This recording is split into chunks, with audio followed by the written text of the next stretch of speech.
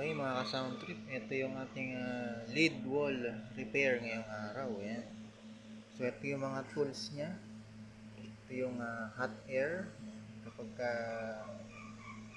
tinanggal mo siyang ganun sa lalagyan, automatic na siyang iinit. Ayan. Ito naman yung ating panghinang. Digital na panghinang. Pag binunot din is automatic iinit. Ayan. Ito naman yung panlinis. Pag natapos na natin or na-finish na ikabit mga valve. Ito yung mga valve niya, medyo maliliit.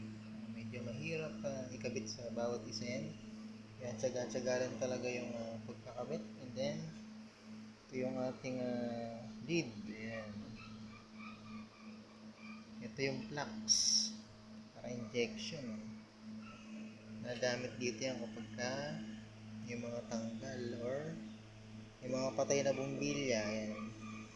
Na-flux mo na yan para ma-check kung buo pa or pwede pang kapitan. And then, yung tweezer, ayan, saan pinakabit, pangkabit natin, ayan, pangkuha or panlagay, ayan, saan po,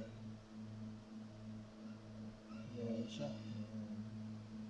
And then sa ilalim, flux din, pansawsaw naman siya dito, para malinis din yung flux, malinis yung valve niya.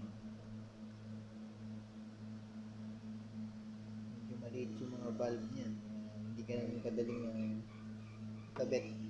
Tsaga-tsaga talaga ng pagkakabit nito. Siyempre yung ilaw, yan, para malinaw natin nakikita yung kinakabit. Yung kanyang mga tools, mga saksakan, saka yung